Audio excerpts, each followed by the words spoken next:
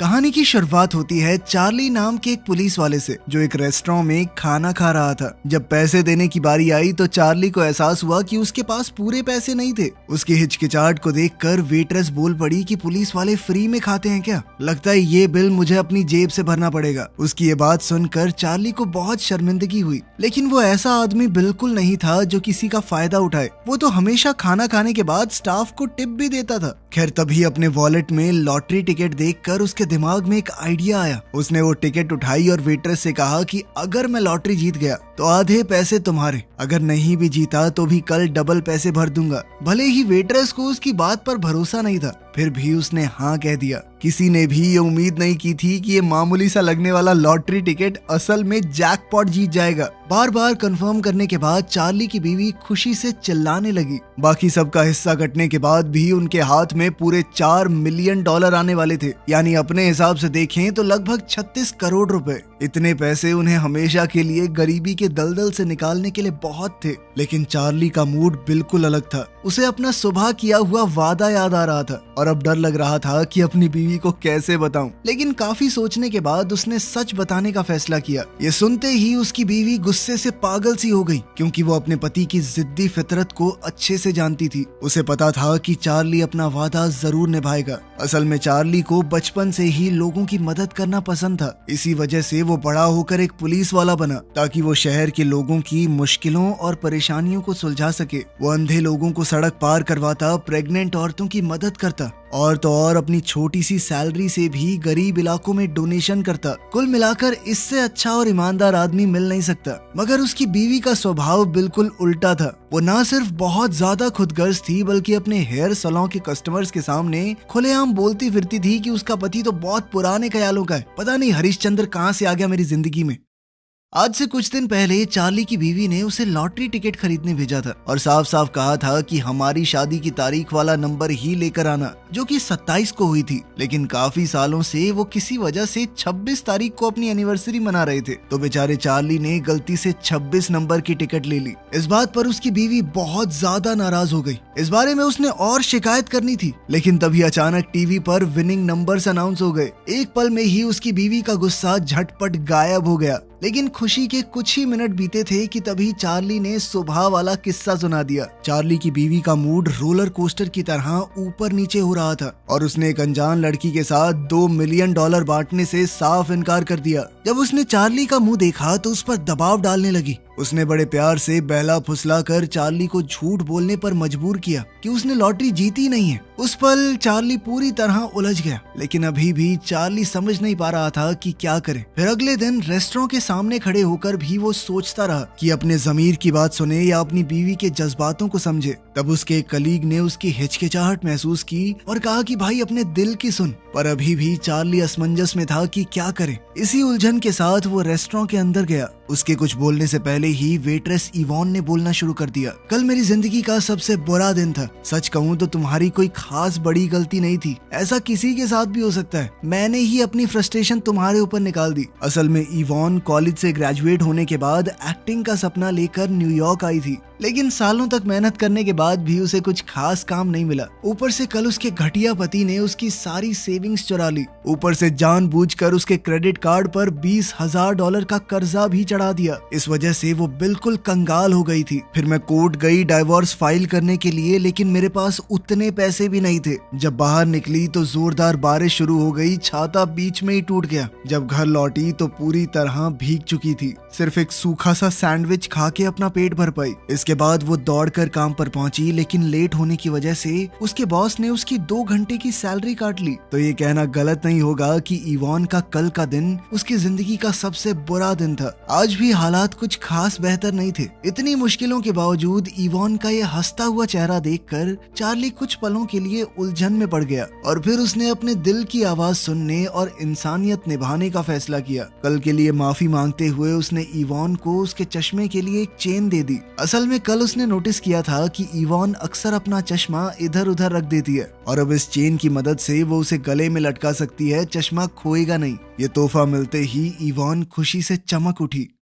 अब धीरे धीरे उसका चार्ली पर भरोसा बढ़ रहा था। इसके बाद चार्ली ने एक बार फिर से किस्मत का फैसला इवान के हाथ में रख दिया और कहा कि तुम फैसला करो कि तुम्हें खाने के पैसे डबल चाहिए या फिर लॉटरी के प्राइज मनी का आधा। इवान ने अपनी बदकिस्मत जिंदगी को देखते हुए सोचा कि मैं लॉटरी कभी नहीं जीतने वाली और वो चार्ली की अच्छाई का फायदा भी नहीं उठाना चाहती थी, इसीलिए उसने कहा कि खाने के 2 गुने पैसे दे दो। लेकिन अगले ही पल चार्ली ने प्यार से कहा कि मैंने 4 मिलियन की लॉटरी जीती है। पहले तो इवान को इस बात पर बिल्कुल भरोसा नहीं हुआ। उसने चार्ली से कहा कि मेरी गरीबी का मजाक मत उड़ाओ। लेकिन जब उसने दोबारा पूरे यकीन के साथ बात दोहराई तब इवान अपनी खुशी को रोक नहीं पाई और खुशी के मारे कूदने लगी। इवान ने ना सिर्फ रेस्टोरेंट के हर आदमी को गले लगाया बल्कि खुलेआम ऐलान कर दिया कि आज का लंच सबके लिए फ्री है। और इतना ही नहीं, हर कस्टमर को एक आइसक्रीम भी दे दी। इवान को इतना खुश देखकर चार्ली को भी सुकून मिला कि उसने झूठ नहीं कहा। बाहर खड़ा उसका कलीग भी ये देखकर काफी खुश था। लेकिन जैसे ही चार्ली की बीवी को ये बात पता चली वो आग उगलने लगी। जब वो प्राइज लेने जा रहे थे तो वो बस में भी बिना रुके चार्ली पर चिल्लाती रही। पर चार्ली ने पहले ही सबका तोड़ सोच रखा था। वो पहले से जानता है कि उसकी बीवी को शो ऑफ करना कितना पसंद है, इसीलिए उसने सलाह दी कि जब अवार्ड मिलेगा ना तो स्टेज पर तुम खुद बोल देना कि मैं आधा पैसा इवान नाम की इस गरीब लड़की को देना चाहती हूँ। ऐसा करते ही शहर के सभी अखबारों के फ्रंट पेज पे तुम्हारी फोटो छप जाएगी। सोने के दिल वाली औरत, किसी ने आज तक $2 मिलियन जैसा बड़ा इनाम नहीं बांटा। तुम रातों रात स्टार बन जाओगी बेबी, जिसके बाद ब्रांड्स की लाइन लग जाएगी तुम्हारे पीछे। हालांकि उसकी बीवी को रिस्क तो लग रहा था कि 2 मिलियन तो हाथ से जाएंगे ना, लेकिन फिर भी फेम पाने की चाह में वो मान गई। जल्द ही ऑफिशियल अवार्ड सेरेमनी शुरू हो गई और जैसे ही चार्ली, उसकी बीवी और इवान स्टेज पर गए, रिपोर्टर्स ने उन्हें चारों तरफ से घेर लिया। कैमरों के सामने चार्ली की बीवी ने बड़े दिल वाली औरत होने का नाटक करते हुए कहा कि मुझे किसी अनजान के साथ 2 मिलियन बांटने में कोई प्रॉब्लम नहीं है। ये खबर सच में पूरे देश में फैल गई। लेकिन उसकी बीवी का स्टार बनने का सपना कुछ खास पूरा नहीं हुआ, लेकिन फिर भी पैसा तो मिल ही गया ना। उसकी अकड़ अब और ज्यादा बढ़ गई। वो जगह जगह जाकर महंगे कपड़े खरीदती, जबकि चार्ली एक बॉडीगार्ड की तरह उसके पीछे पीछे बैग उठाए घूमता रहता। जबकि इवान बिल्कुल उल्टी थी। पैसा मिलते ही उसने अपने पिछले पति के छोड़े हुए सारे कर्ज चुका दिए और फिर उसने वो रेस्टोरेंट खरीद लिया जहाँ पर वो काम करती थी और अब वो वहाँ की मालकिन और एम्प्लॉय दोनों बन गई थी। उसने चार्ली के नाम से एक टेबल भी रखा जहाँ पर जरूरतमंद गरीब लोग आराम से बैठ के खाना खा सकते हैं, उनसे पैसे भी नहीं लिए जाएंगे। खैर अगले दिन चार्ली कुछ खरीदने के लिए कन्वीनियंस स्टोर में गया तो उसने देखा कि सारे कस्टमर बिल्कुल जम के खड़े थे। लोग इधर उधर चीजें नहीं ढूंढ रहे, लेकिन उसने चोरों को ये बिल्कुल पता नहीं लगने दिया कि उसे उन पर शक हो गया है। वो चुपचाप स्टोर से बाहर निकला और अपने पार्टनर को कहा कि जल्दी से बैकअप बुलाओ। फिर वो बेसमेंट के रास्ते से घूमकर दोबारा स्टोर में घुस गया। अंदर जाकर उसने सच में 2 चोरों को देखा। हालात को समझते हुए उसने एक कैन उठाया और सीधा उठाकर एक चोर के सर पे दे मारा। जैसे ही वो चक्कर खाकर गिरा, चार्ली तुरंत दूसरे चोर पर झपट पड़ा और उसे जमीन पर गिरा लिया। जल्द ही बैकअप यूनिट पहुंच गई और सभी लोगों को सुरक्षित बचा लिया गया। लेकिन इस सब के दौरान चार्ली के बाएं हाथ पर गोली लग गई। इस चोट की वजह से उसे समय से पहले रिटायर होना पड़ा। लेकिन अपने इस कारनामे से चार्ली बहुत मशहूर हो गया। वो अब शहर का हीरो बन चुका था। उसे मेयर से मेडल भी दिया गया। लेकिन वहाँ भी उसने रिटायर हो चुके जरूरतमंद पुलिस वालों के लिए $10,000 डोनेट करने का वादा किया। ये सुनकर उसकी बीवी का बहुत दिमाग खराब हुआ। उसे पूरा पैसा सिर्फ अपने लिए चाहिए था, किसी और काम के लिए बस जाए ही ना। एक तरफ चार्ली था जो सोचता था कि इतना पैसा है तो अब आराम से जिंदगी बिताएंगे और जिसकी कर सकते हैं उसकी मदद करेंगे, जबकि उसकी बीवी को ऐशो आराम एकदम अमीरों वाली जिंदगी चाहिए थी। वो बहुत खुदगर्ज थी। खैर उसी दिन लॉटरी कंपनी ने चार्ली को उसके परिवार के साथ एक याट पार्टी के लिए बुलाया। इस शोर शराबे के बीच कई रईस लोग मौजूद थे। वहीं एक सफेद दाढ़ी वाला आदमी बता रहा था कि स्टॉक मार्केट में उसने कितना पैसा कमाया। पैसों की बात सुनते ही चार्ली की बीवी तुरंत उसके सामने पहुंच गई और बातों बातों में उससे पूछने लगी कि क्या क्या देखना होता है स्टॉक्स में, और वो बातें लिखने लग गई। खैर चार्ली को जल्दी से अमीर बनने के इन तरीकों में कोई इंटरेस्ट नहीं था। वो अकेला इस भीड़ से दूर चला गया जहां उसने इवान को एक टैक्सी ड्राइवर से झगड़ते हुए देखा। अब वो इवान की मदद करने के लिए बोट से नीचे उतर गया। अब इस झगड़े को सुलटाने के लिए जब वो नीचे उतरा तो पीछे से याट निकल गई और वो दोनों वहीं छूट गए। इवान को बहुत पछतावा हुआ कि मेरी वजह से आपकी पार्टी मिस हो गई, लेकिन चार्ली को वैसे भी उन अमीरों की बातें सुनने में कोई दिलचस्पी नहीं थी। जबकि उसकी बीवी ने उसे 1% मिस नहीं किया। वो तो अमीर लोगों के बीच में ज्यादा खुश थी। उधर इवान और चार्ली भी खाना खाने बैठ गए। पास ही में एक रोमांटिक सी शादी चल रही थी, जिसे देखकर दोनों थोड़े इमोशनल हो गए।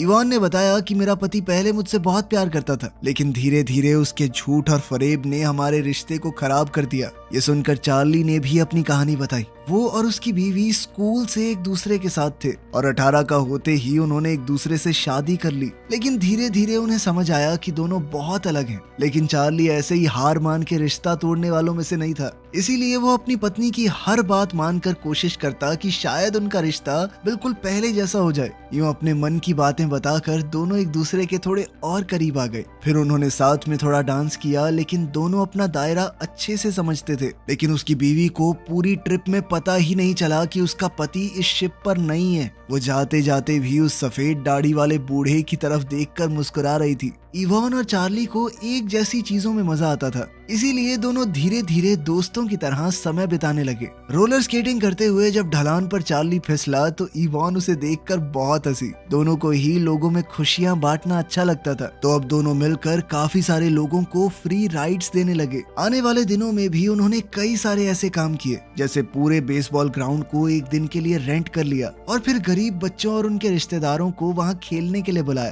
ताकि ये बच्चे भी स्टेडियम का एक्सपीरियंस लेकर अच्छी यादें बना पाएं। लेकिन जैसे ही चार्ली बच्चों को छोड़ने के लिए अपने घर के पास से जा रहा था, तभी ऊपर से उसकी बीवी उसके कपड़े फेंकने लगी। दरअसल चार्ली और इवान की फोटो अखबार में छपी थी, जिसे देखकर उसकी बीवी ने तुरंत मान लिया कि दोनों के बीच में कुछ चल रहा है। चार्ली ने समझाने की कोशिश की, लेकिन उसने नहीं सुना। उसने सीधे तौर पर कहा कि मुझे डिवोर्स चाहिए। वो चार्ली पर चिल्लाने लगी कि तू एक नंबर का निठल्ला है। अगर मैं तुझे लॉटरी टिकट खरीदने को ना बोलती, तूने तो कभी लेनी भी नहीं थी, और तेरी उस नौकरी से तो हम गरीब ही रहते। इतना निठल्ला आदमी मैंने जिंदगी में नहीं देखा। तू दिमाग से गरीब है। चार्ली समझ चुका था कि इवान का तो बस बहाना है, उसकी बीवी उसे पसंद ही नहीं करती अब, इसलिए उसने भी बात मानते हुए डाइवोर्स के लिए हाँ कर दी।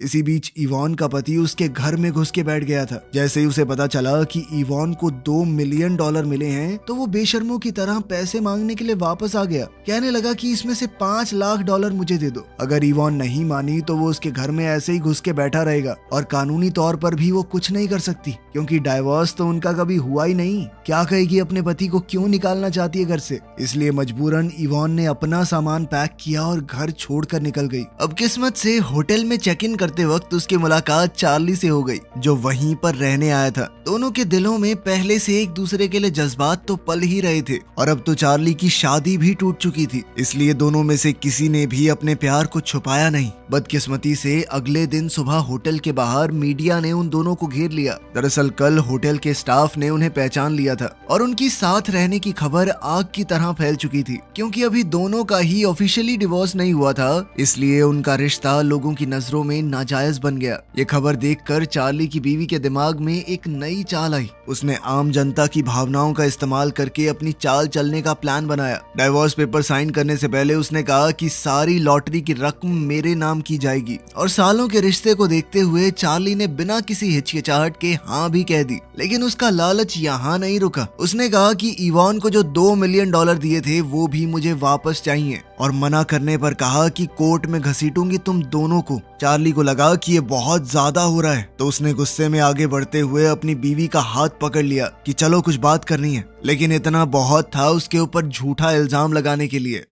कोर्ट में सुनवाई के दौरान चार्ली के लॉयर ने एक जरूरी पॉइंट उठाया कि लॉटरी के नंबर चार्ली ने खुद चुने थे। शादी की डेट तो 27 की थी। 27 नंबर कोई लॉटरी नहीं जीता, 26 नंबर ने जीती है। लेकिन चार्ली की बीवी इस बारे में पहले से सोच कर आई थी। उसने कहानी बनानी शुरू कर दी कि हाँ, हमारी शादी की तारीख 27 ही है। लेकिन जिस रात चार्ली ने टिकट खरीदा, उससे पहले मुझे अपने मर चुके पापा का सपना आया था। उन्होंने कहा कि बेटा, मैं तो यही चाहता था कि तुम्हारी शादी 26 को हो, लेकिन किसी वजह से हो नहीं पाई। मैं हमेशा अपने पिता की बात मानती हूँ, इसलिए तब से हमारी एनिवर्सरी 26 की है। ये बात सुनने में जितनी अजीब लग रही थी, मीडिया में इसे उतना ही ज्यादा इमोशनल बना दिया गया, जैसे ये तो उस बेचारी औरत को भगवान का इशारा था कि 26 तारीख की खरीदो। और इस सब से धीरे धीरे पब्लिक का झुकाव चार्ली की बीवी की तरफ हो गया। फिर उसके लॉयर ने चार्ली के हमले का मुद्दा उठा दिया। उसने ये भी कहा कि उसने अपनी बीवी पर दबाव डाला था ताकि वो अपनी माशुका इवान को $2 मिलियन बांट दे। आम लोगों के बीच इवॉन की इमेज तो एक घर तोड़ने वाली औरत जैसी बन गई। अगर इवॉन और चार्ली ये झूठ बोल देते कि हमारे बीच में तो कुछ है ही नहीं, तो शायद ये केस नहीं हारते। लेकिन इवॉन ने झूठ नहीं बोला।